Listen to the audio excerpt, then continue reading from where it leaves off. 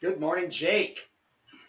Good morning, Kurt, and welcome everybody to another fantabulous episode of Comics That Influence, where the makers of Turbo Pit Fighter and the making Ta-da! of Turbo Pit Fighter podcast flip through comics that we like, or else we ex- ex- we express distaste with as we flip through. But that's what happens if you don't read them ahead of time. This one I have read ahead of time. I am Oh, going me too. first here today. Yeah, AXA is a property, um, and it's a funny story. So just the basics on AXA. It's comes out 1987. I have number two here, and I haven't been able to find a copy of the first issue in my travels so far. Um, but I picked this up cheap, probably $1. And it comes out in 1987 under Eclipse Comics, but it's basically stuff that was created over in the UK. Yeah. It was Chuck Dixon is the writer. There's that name again. Yep. Um, and he was big in indies. And then the artist is E.B. Romero, and I don't know Yeah. if I have a first name on him. No, Do he you know goes by Modesty E.B. Blaze? You know the comic I've strip heard of Modesty it. Blaze? Yeah, I've he's heard the of it. same. Yeah. He's the same guy. Oh, okay. He makes Modesty Blaze, right? So this was Well, a strip that he's the appeared. illustrator. Yeah, this was a strip that appeared in the Sun, apparently, and it Oh was wow. brought over. So some of the stuff might be repackaged and colorized and everything.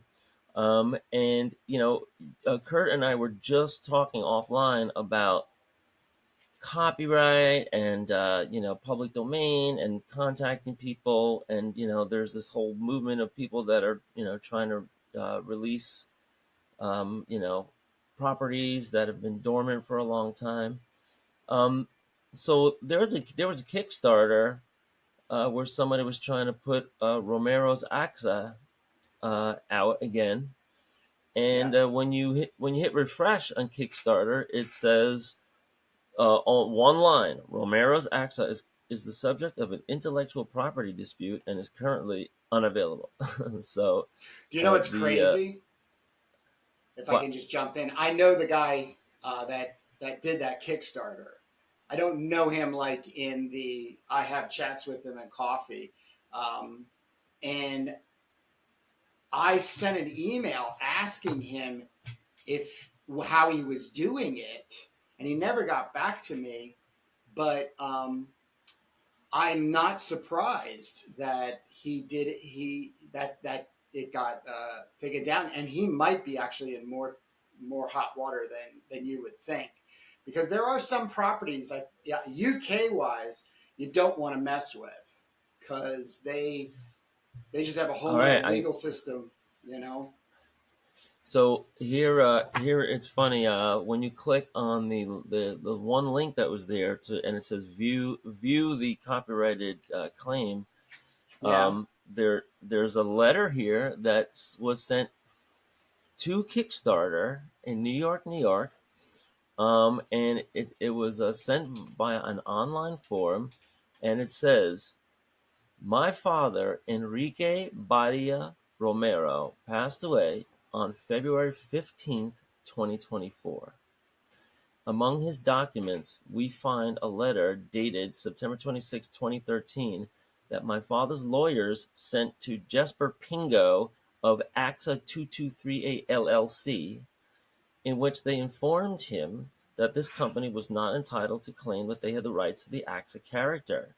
AXA 2238 LLC does not have any notarial deed that legitimizes it to have the right to AXA. It only has a letter signed by my father in 2008 authorizing them to promote projects on AXA in which, by mistake, no expiration date of the transfer is indicated. Their intention was never an unlimited transfer of rights in time, as explained in the letter from the lawyers that we have already attached. Our father asked shortly before his death that no future publications of the AXA character be made where the copyright appears to belong to AXA 2238 LLC. In this regard, we sent a personal note to Jesper Pingo on June 19th, 2024, so he would be aware of our father's instructions. And so there you have it, folks. If somebody is alive and they care, they will come after It's you. great. And yeah, and this guy had a letter from the creator from 2013 that said, you can promote my character, you can promote projects on AXA, on the AXA. I'm not sure what that means. I think this is translated. But let's look at and see what this is about, because this is not by any means the biggest property around. This is a minor property, that is has been around in American indie comics. It was in British tabloids, and I think there was a compilation, but there was only the two, and then there was people putting out new stuff, which included a Substack called Dren Productions, that was putting out new AXA material, or that was trying to, until this dispute popped up. But they had been putting out a lot of material, and folks, that's why they put it into an LLC, limited liability corporation. That means if there is any dispute, they can come after the corporation, but they can't come after your house and your car, etc.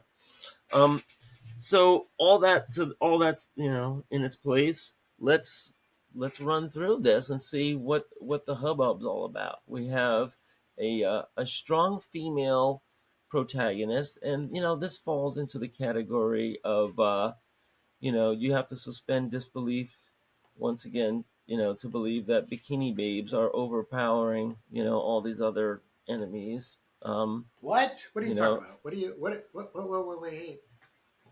They can't well, I consider her a big, in the far well, future, in another universe. They with a can't sword. Uh, with a sword. With a sword, that's a big sword, Jake. well, I would refer people to that the climactic scene in True Romance, where an attractive chick overpowers this huge burly mafia guy. Because in that scene, the only thing, they made it kind of realistic, because the girl kind of took a beating, and she ended up bloody, and just from force of will ended up killing the guy. But when you see Red Sonja take off a phalanx of mounted swordsmen, um, you might No, have to suspend. no, She you doesn't get a are nick. supposed to. You're supposed to. You're not All right. supposed to drag reality into it. I just I don't understand So why after, people. in the beginning, the world is in sad shape after the great contamination. The great fires of nuclear war have left the earth wasted and a civilization in memory. Love it. The Dome Society is ordered, but when AXA loves freedom, she wants to get out of this Dome Society, and she is rescued by Matt of the Middle People. She's got her sword. She finds the sword, which will be her only companion on her adventures. While in the museum, she runs into a mutated spider. All right, I think they're telling you everything that you're about to see here. But yeah, we're in this sci-fi world here. We see a dome, we see a city, and this old guy has some meaning. Good technology here, good data. This is very European to me. This style, Yeah, E.B. Romero. I think he come. yeah. I'm guessing is this like from Spain, maybe. But we see this AXA, and she is she looks a little bit like Barbarella. She's, or maybe the loincloth here. Maybe she's supposed to be a little bit like Raquel Welch. But she's definitely a looker, and there's some hand wringing here, and now she's in this underground. What are these called? Catacombs? No, the Yeah. stalagmites, and stalactites. I forget which is which. Um, there's burning Stalagmites and stalactites. stalagmites. Right, there's burning embers here. I think the reason why they sign every page is because these were appearing in the paper one page at a time, maybe. Um, Here she gets into a little kissy face here with this Grizzly Adams guy, and all of a sudden they're under attack. Um, there's these guys don't look like they're so attacky, you know. And some of the a little stiff characters here. Um, I also see a Bollywood influence in some of this stuff, but she gets zapped with these green lasers. They're probably set to stun. They're taking off here in some ships, and the ship crashes after somebody wings it. Um, she's chained up here inside the spaceship. Of course, you cannot return to the dome in those filthy hides. We'll have you in something suitable shortly. So it sounds like they're going to be dressing up AXA in some outfits. They're checking the crash site here, and these some people are still alive. They're a little banged up. And now here's AXA in her modern suit. Yeah, so this is classic pen and ink. It looks like the guy is using maybe like a dip pen. And the reason I say this is because I don't see too variable of a stroke. You see variable strokes here. It just doesn't seem like a brush. It might be a brush, but either brush or, you know, this guy seems like just a classically trained pen and ink guy doing, you know, some nature scenes or some, cliff walls. And then, you got inside all this, techno background stuff. And here, the very bright black and yellow brings me back instantly to, Liechtenstein or Warhol. You know, it's like in real life, you don't really see that. Like, if somebody has blonde hair, it's not that bright yellow like like a banana or a lemon. It's lighter. I mean, there's also platinum blondes, but this is like straight 100% yellow printing ink, and it's a visual language. I like this face right here. This reminds me, the way that there's no line here on the bridge of the nose reminds me a little bit of Frazetta or Cadillacs and Dinosaurs, Schultz, those guys. Here she's kicking back, and she's lying out here on the slab. Not sure what they have in mind for her, but she's not having it. So she kicks him where the sun don't shine. They are restraining her, but now she rips off her garb, and because this is a PG-13, they have her carefully draped hair, and she's covered up here. You do see a little crack there. But in the papers, or I see in the online version of AXA's history, there was some nudity. There was, Topless. You're allowed to do topless. topless in England. Yeah, there was topless nudity in the strips, and it looks like the art. It looks like the art was redone. Because I'm looking at the strips that there was on the Substack that they were reprinting. They were all done by Romero, and they're all in the vertical format. So I think I'm that's not why sure. the pages are. I believe what happened with this book is they got an agreement with Romero to do AXA through Eclipse and have Chuck Dixon write it. I'm sure there was a loose translation of some sort, but he did let's say, an American embellished version of it. But I believe these pages were probably photostat relayouts by Romero. So he signed each one as a piece of work. You know what I mean? It's not him actually inking. It was photostats from his originals, and he was able to cut them up and then lay them out page by page by whatever the page count for the comic is, and then Dixon had to He's fill in credited there. here as the illustrator. You have a Sure, colorist, but he had already had the but he didn't redo these for. I don't believe he redid these. Do you think he well, redid these for? I'm looking at the classics here, and they were all horizontal strips. It starts with a dome city. She says, "I'm leaving. Get out of my way." She rips off her top almost immediately, Yeah, good. uh, and she's finding her way out of the city. And she comes across the big spider. I mean, it's everything that they were talking about here on page one in the indicia. So Yeah, it looks like this is a reworked version of it where they come in with a little bit of a backstory here, and she doesn't, things progress a little bit more slowly. but you But don't see I'm this looking. as new content, though, do you? Do you think it's new expanded content, or is it just reworked old content? That's the question, right? Yeah, it looks like they said, "Hey, how would you like to make this into a comic book and redo it?" Rework Um, it, w- right? Right. yeah, right. And I guess it isn't that hard. I mean, the Oh, the that's I'm looking at the domed city here.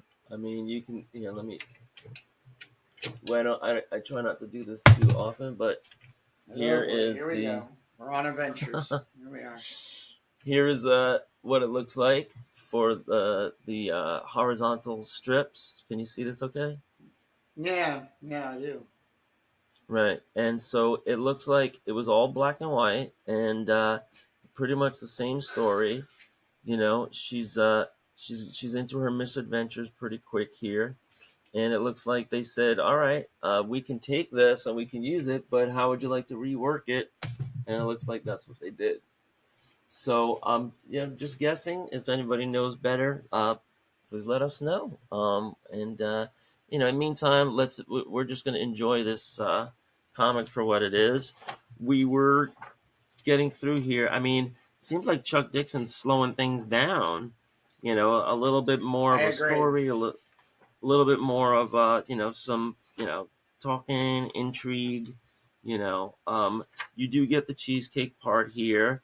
They purposely are not showing any nudity. I guess Eclipse was riding that line back in '87. But you got robots. I mean, this looks like so many other just kind of like graphic novels. Where the babes, the robots, the sci-fi, and not sure why she's in a ripped loincloth all the time. But this delivers. You got these kind of like cheesecakey action poses. You can see them one after the other, right? And they're not skimping on that. For anybody that thinks, oh, they just put a chick on the cover, and then it's mostly these guys Very. getting all their sci-fi jollies. No, they're showing chick, chick, chick, chick, chick all over the place. I don't see. I mean, I say these characters are a little bit stiff. That means he's drawing all this stuff right out of his head. There's no photo refs, but you see the classic, anatomy like Hogarth. He's very, very structured, figures here. Nobody's fat, nobody's too skinny. It's all kind of like, this kind of uniform body poses. All the colors, I gotta say, the colors detract. We say this a lot. I'm sorry, but if colors, if they're not, if you're just coloring things in like a coloring book, you're not really adding anything. You need to have a vision, colorists, and I'm sure you good colorists out there know what I'm talking about. I mean, the idea of lemon yellow hair, even that I mentioned, a colorist can go in there and do highlights and do blends and gradients and stuff so that it doesn't look so pop art. But look, we're getting somewhere here in AXA number two. So these ships are flying around and they're going to penetrate the dome, and boom, they bust into the dome, right? And all the people are freaking out down on the ground, and they all look like models. I guess there's no old people, no young people. Um, It's the future. it's Logan's Run, I guess. Yeah, no, that's exactly what I was thinking. So here, she finds a ledge and she starts shooting down the planes because that's easy, right? Here she gets down in the sniper pose, and she's still shooting. And this guy up here in the sky flying around in a ship says, "Who else in this bloody dome would run around dressed like that?" So that's a little campy, right? They're like, that's like breaking the wall a little bit, right? Not bad. I Yeah. like that. Um, she says, "AXA, we found you. I'll throw you your sword." And he throws the sword out of a moving plane. She catches it on the fly, and now she's armed, and she starts slashing these guys, with a flourish of blood streaks everywhere. She jumps up on the wing of the plane with a sword in one hand, and the scabbard in another hand. So she's only using a couple of fingers while she maintains her grip here on the and hanging onto the wing of a plane while people are shooting at her. She's reunited here with Grizzly Adams. The robot is warning that they're still in danger. We're not out of the woods here. So they fly out of the dome. I don't know what happens to the city now that the atmosphere is punctured. I guess it's still okay. I guess the air is no problem. Uh, the crash land us in the wastelands. The dome ships will not follow us there. So they crash land, and explosion is imminent. They're all fine from the crash landing, no whiplash. And frying pan into the fire, they find themselves here surrounded by these Neanderthal guys. And it says, "Next, AXA the rebel." But was there ever AXA number 3? I don't know. Let's see what we got here. We have Portia Prins of the Glamazons, one of those rare literary events. And folks, I take these ads very, very seriously. Ask if your dealer's sold out. Ask for it. Make up your own mind. 6 bi-monthly issues from Eclipse. I've never heard of Portia Prins and the Glamazons. Cosmic Crisis, Art versus Yeah. Commerce. Looks As kind of predicted, familiar. the pendulum of the black and white explosion has swung the other way. Many retailers aren't ordering any black and whites, regardless of merit or saleability, merely because they're convinced that they were just a fad. Don Thompson, Comics Buyer's Guide. He gives a grade A of Portia Prins, beautifully drawn. Never heard of it. I don't know. Um, Here we have the AXA 8 American Edition series. So maybe he was doing this for graphic novel format, and Eclipse serialized it. You got That's a good 7 by question. 10, 64 pages plus color covers. Wow. So let's see. It says AXA first came to our shores in 1981, first American edition. So much so that 7 volumes of her daily black and white adventures have been published, as well as a full color adult fantasy album and her own comic book. Here is AXA 8 presenting 2 more episodes, The Castaway and The Seeker, from her daily adventures. AXA, a woman of fierce independence, physical prowess, and exceptional beauty, chooses a better life outside the Dome City. All this takes place 100 years from today after the nuclear holocaust by Spanish art extraordinaire Enrique Romero. AXA 8 is printed in compatible format to the previous 7, still available volumes. In The Castaway, AXA, Mac, and Mart are stranded on an island where a human has been reared by 8 people. Sounds like Tarzan. So yeah, this guy loves. Tarzan was all done by what was his name? Howard. Who's the Tarzan guy? Uh, Hogarth. Hal Hogarth did Foster. Tarzan. Oh, Oh, Hogarth. Hal Yeah, Foster. yeah. Hal Yeah, and Foster well, starts it, both and of them. then Yeah, yeah. both of them. Yep. Exactly. Yeah. Yep. Yeah. So Yep. this guy, I noticed that he looked like a fan of Hogarth, and so he was, here. Sure enough, he's putting Tarzan into his comics. This is the ape guy. But yeah, it sounds like they did reprint the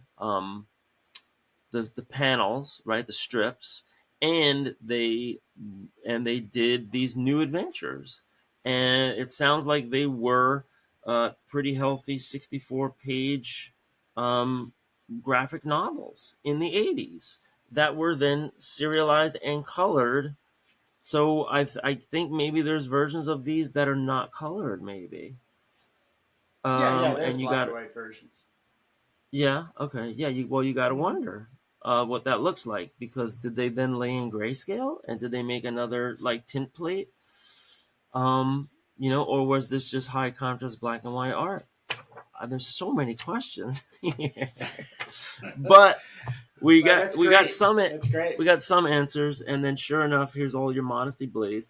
So the American edition series you can order from Ken Pierce Books, and $5.95 a piece. That is a bargain. You can get AXA, the beginning, AXA 2, the desired, AXA 3, the brave, all the way up to number 7, and then they were promoting number 8. You have the Modesty Blaze stuff that comes out, and I don't know if this is compilations of strips or reworkings, and then some other, yeah, and these are all strips. You got Dick Tracy, The Spirit, The Phantom, Lady Luck, Johnny Hazard, etc.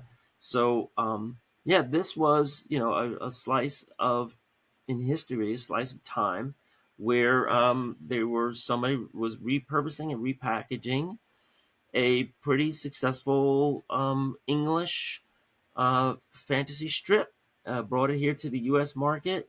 It didn't get made into a movie. It didn't get renewed. Apparently, the estate is having some problems with the people that are trying to put it out now, and the saga continues. So that's my report. Yes. Hi, That's welcome awesome. back, everybody. Yeah.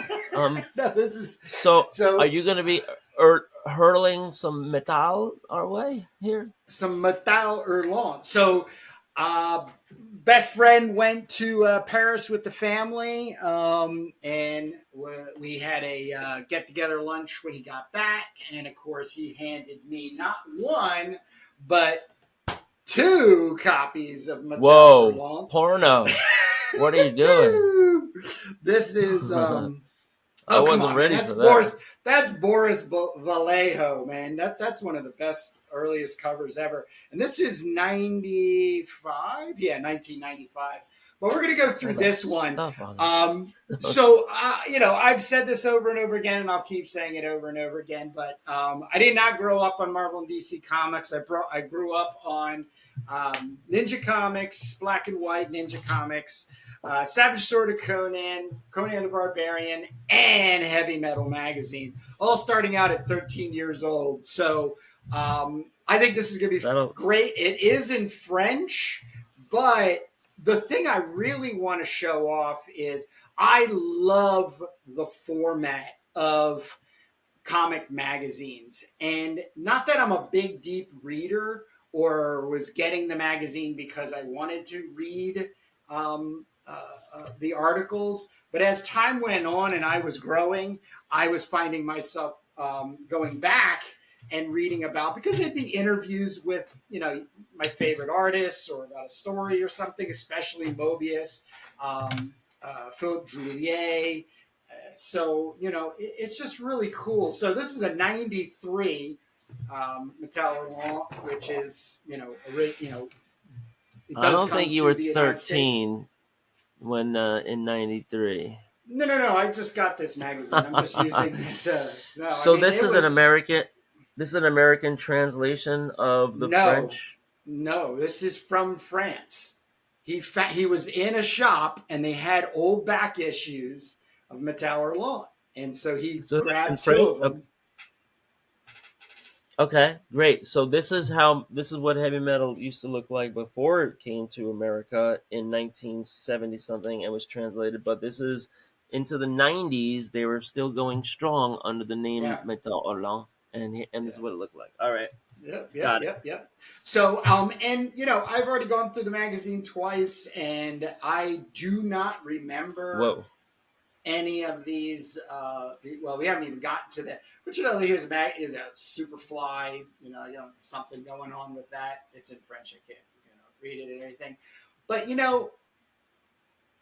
in a developmental thing, I had no comprehension for what I was getting myself into. Um, it, but over time, I've become more and more aware of what I'm stimulated by, and these I kind of consider this like a Tintin type of cartooning comic book, if you will. It doesn't sway me either way. With Yeah. subject matter or style, but constantly getting a magazine that was giving me that um, stimulation, I think it really kind of burned into me. So even when I get into at some points Marvel and DC superhero comic book characters, you know, I'm waiting for a little bit more, you know, sequential storytelling than just guys in super suits just beating on each other. But I don't know any of these artists. I don't know any of these characters. I don't know anything. But Yeah, the it art looks is amazing. cartoony. Yeah, the Well, it art's looks amazing, cartoony. though. It looks Tintinny. Yes, it does. And they also have those kind of like loose style of clothings, like zoot suit kind of like clothing styles. I notice in a lot of these cartoony European styles. That looks like it's only a two-pager right there. Yeah, let me see. Yeah, it is. It says Finn. But then you turn a page and you get something like this. Block printing. Well, it looks more. No, it's ink. It's Oh yeah, definitely a brushy. Yeah, it's it's got a very block printing brushy ink. style. Yep, I Yeah. agree. I agree. He's definitely coming back in and scratching either white, maybe even doing white paint or something like that. Um, but once again, you get into this is Kid Music Creole and the reviews. Coconuts. No, I think this is actually a comic because it says. Well, it doesn't say it up here. No, that's a It band. says it says it says Kid Creole. Oh no, I know that, but it says Kid Creole Comics. So once again, I can't speak French. Wife can, so I'll find out if there is anything about that. Um, but Not to be confused with King Creole. right, Uh, right. Great storytelling though. Like I said, it's just can't read it. Which the writing part of it, but Well, they it's will have just an app in the future where you put your phone in front of a word balloon and it'll tell you what it says. right. I think they have that now actually.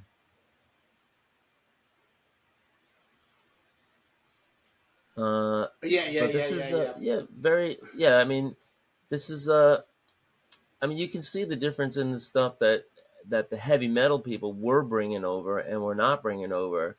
Sometimes they did flirt with some of this, like you know just like story driven stuff, but they tried to make it like as sci-fi-ish as possible, with some action, some fantasy, and these just look like slice of life stories here. Yeah, it's this actually reminds me of Hugo Pratt's. Was it Corto Maltese? Where it's North Africa and intrigue and uh, you know Right. they're not adventure comics. I think that's the other thing. And it is something that sets American and European comics apart. And I have been given that as a response when I used to show off my portfolio, which is, oh, you have a very European feel. And once again, it was because at 13, I was flipping through these heavy metal magazines and just gawking at pictures, whether I could read, if it was a French one, I couldn't read it, but even if it was I was cutting school and smoking Gauloises. so, it's all relative. I think it's just what I'm getting at, and it's very nostalgic. But this is also one of the reasons I wanted to show off the magazine is that they Well, always had I'm these glad big. we're getting to somewhere here. So this is 1990s, which is, this is a decade after Mad Max was already out, right?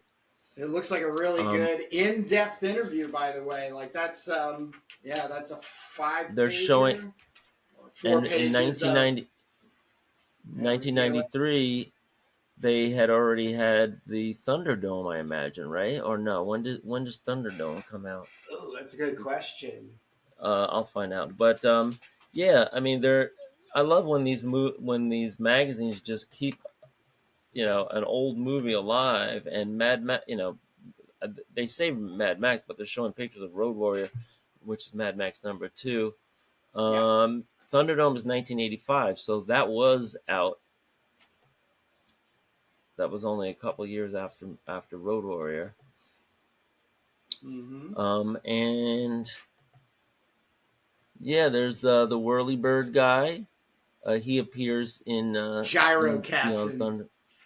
Right, right, and he's got his child in the Thunderdome sequel. Yeah. Yeah. Um, and that's Video it. Well, games. I'm sure it's Look at really that. in. So you could. I had that game. I What? actually had that game. That was Wow. Atari. It Oh, says Coleco. CBS Okay, Electronics. Yeah. Oh no, but it'll work for. Coleco. Yeah, it'll work for. ColecoVision. Yeah. So, wouldn't you love to read that article on Mad Max? Some Oh, you French can. editorial You can. writer is. You could translate that, Yeah, absolutely. With Google. right? Oh, here it is. Creole Comics. Kid Creole. Kid So Creole. they're on an So ocean good. liner, and they were on a It's shipwreck, and they wash up on the yeah. shores of It's and Gilligan's Island with Kid Creole. and the coconuts. Oh, I guess so. Yeah. So a whole different approach. A whole different approach to comics.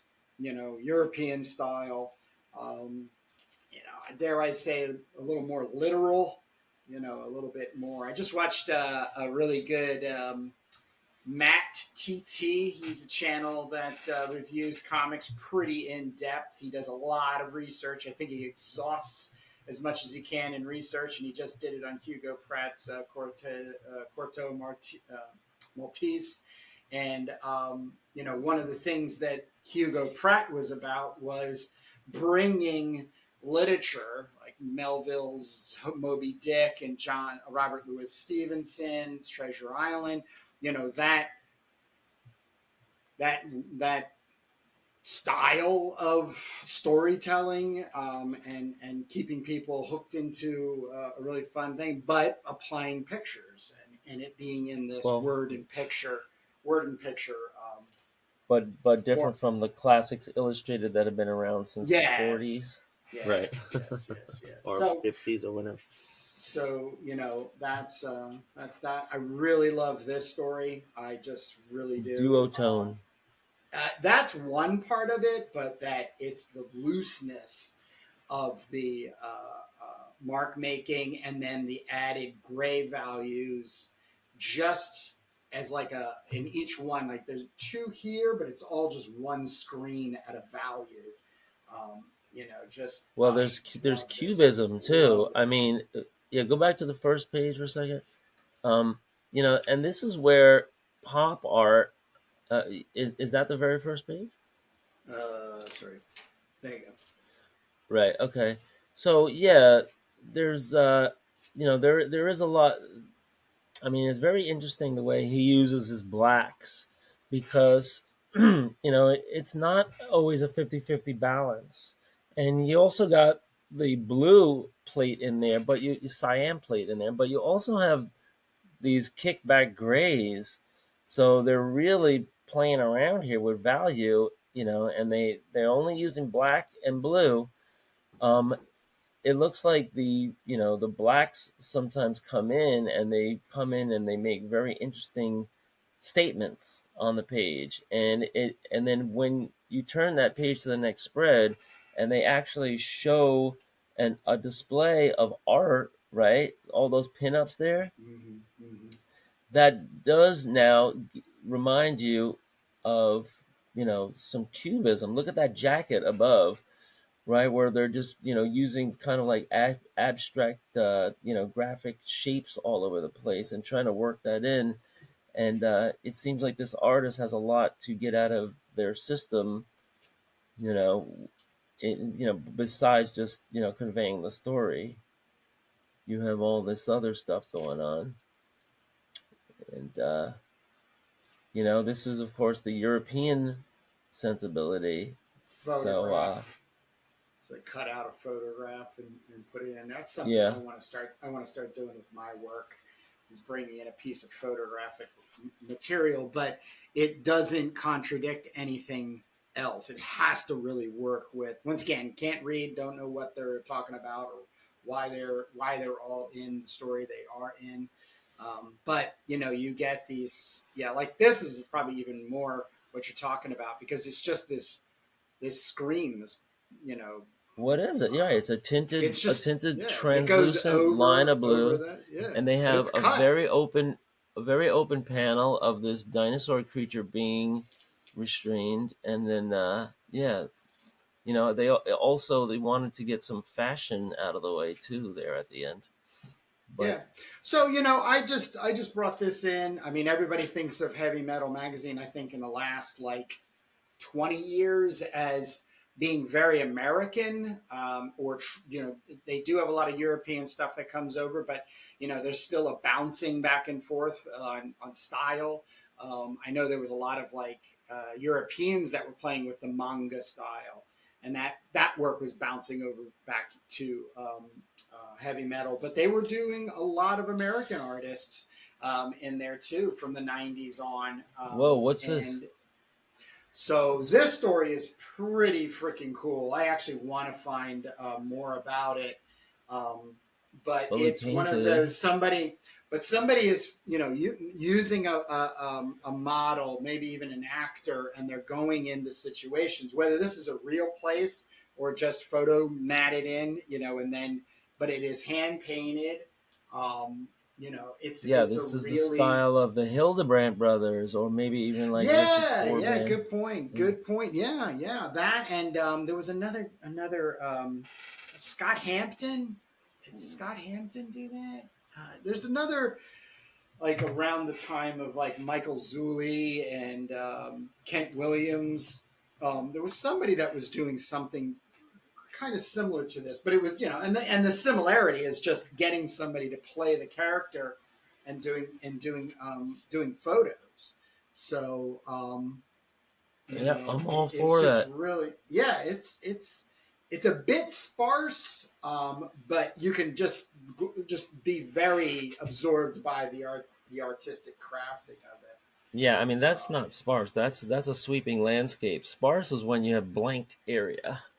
Well, like like this is empty pretty There's much. Like if there's nothing other than the rocks, it's there's well, there that's could have been something. painstakingly painted for, and I you're understand. discounting our I nature understand. lovers out there, right? I mean, Okay. rocks are the ultimate interplay between light and shadow. They tell us when we're learning.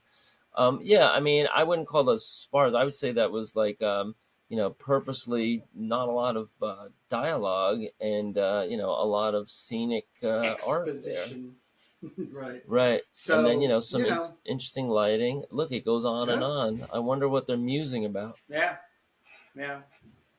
So, yeah, and then you get a little back page kind of teasing out, comic strip teasing out probably what's happening next month. So Um, if you can back up to that blue and black section, I just want to yeah, I just want to hip everybody to what's going on. If you count the number of pages, you see where this feature is done in blue and black, and they probably say to this guy, "Hey, how would you like to work in blue and black for your feature that you turned in?" But what they did was they took a signature, right, which means it is a multiple of 8 pages, and you have your ads, and you have your feature, then you have your articles, yeah, and it's yeah, all in yeah, blue and black, because yeah. that just saved them a little bit of money on the printing presses, because you didn't have to go for a color.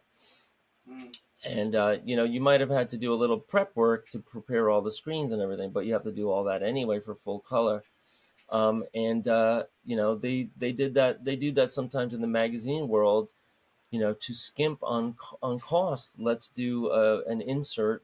That's only going to be one, black and white or two colors, and that's how they get through.